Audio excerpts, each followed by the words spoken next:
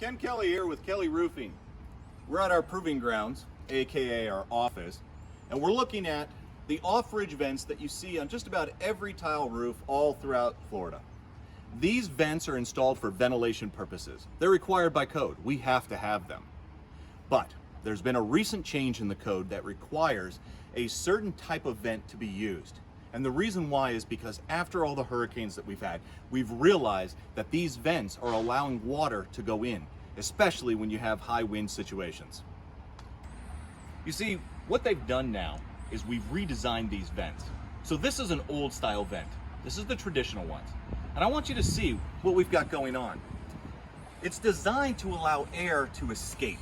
But what it didn't do very well is it didn't block wind-driven rain to fly up in here and then go in through this vent here. There's a screen to stop rodents and bugs and those type of things, but what there isn't is a catch to stop the water from flowing up in here.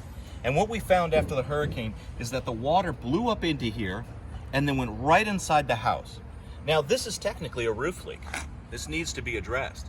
And what we also saw is even without hurricanes, standard summer afternoon rains that we so frequently get allow that water to be driven up in there. Now, most of the time, it's dried up and soaked up from the insulation that's in the attic. It's not enough to actually go through and stain a ceiling or destroy a baseboard or carpet inside.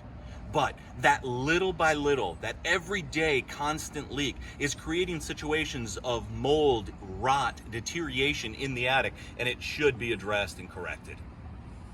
So today's test is we're going to simulate what it's like to have a wind-driven rain.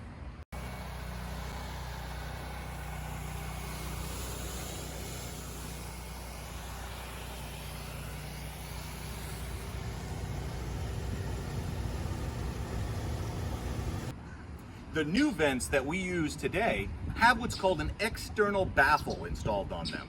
This piece can be retrofitted to existing vents. Now we do have to do some work and take the tile out, but once these are installed, then you don't have to worry about that wind-driven rain getting up into the attic and causing leaks. So without this baffle installed, water is just going to be driven right up in here. See, at a 45-mile-an-hour wind with rain with it, it'll drive water up a vertical wall 3 inches. With this baffle, it's going to stop that, and it's going to create a negative pressure. So the more wind we get, the better it works.